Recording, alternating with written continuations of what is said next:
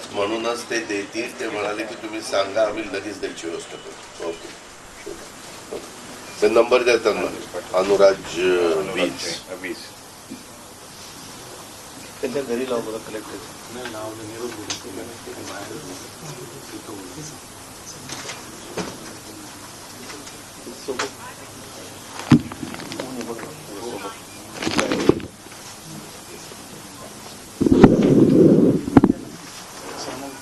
हे 24 आहे. Excuse me, 25 sir हे आजचा रिपोर्ट चालू आहे तो आला.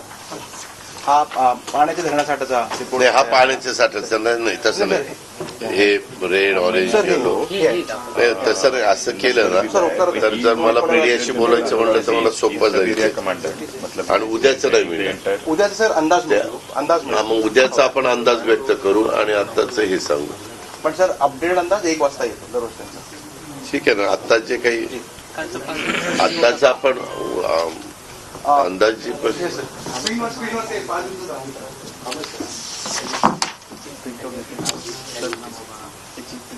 देतो ना तो प्रिंटआउट घे. त्याला का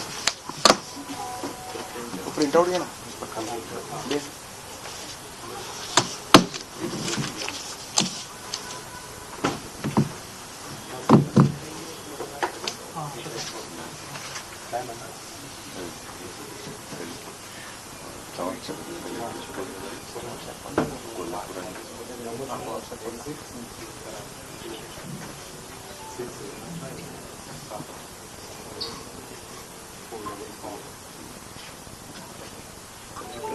ही दोन्ही दृश्य आपण पाहतो आहोत. पुण्यामध्ये मोठ्या प्रमाणात पाणी साचलेलं आहे. सिंहगड रोड परिसर हा पाण्याखाली गेलाय.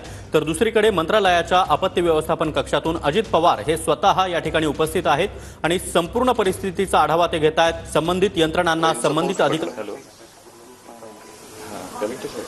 हॅलो, हां, DCM सरांना बोलायचं. दयानिधी साहेब बोलतोय. हाय, सांगली कलेक्टर दयानिधी. सांगली कलेक्टर अजित बोलतोय. त्याच्यामध्ये तुम्हाला आता जरा थोडंसं अलर्टच राहावं लागेल. काय झालंय ते इकडचं सगळे आता धरणावरची 75% पर्यंत भरल्यानंतर आपण पाणी सोडतोय. कोयनेचं धरण आता 75% भरत आलेलं आहे. 10-11 हजार क्युसेसने आपण पाणी सोडणार आहे. त्याचा परिणाम नाही म्हटलं तर सांगलीवर होऊ शकतो.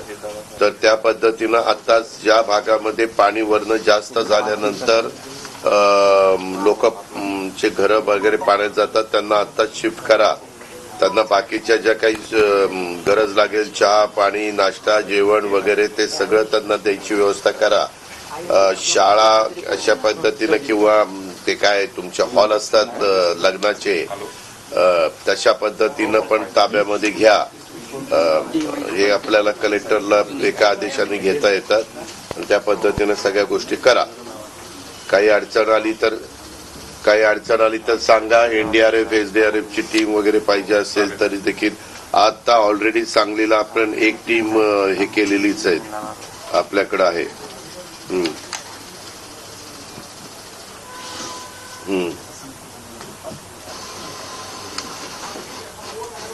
आणि काय होईल आता आपलं वारणेचं पाणी, त्याच्यामध्ये तिकडनं कोयनेचं पाणी, इकडं कृष्णेचं पाणी, असं ते सगळंच पाणी एकत्र आल्यानंतर जरा अडचण निर्माण होईल. म्हणजे काळजी घ्यावी लागेल. कुठल्याही प्रकारे जीवितहानी होता कामा नये. कुठल्याही प्रकारे लोक अडचणीत येता कामा नये. कारण जरा पुण्यामध्ये थोडंसं वरच्या खालच्या सगळ्याच भागात पाऊस जास्त पडल्यामुळे काही परिस्थिती थोडी बिकट झालेली आहे. Okay, thank you.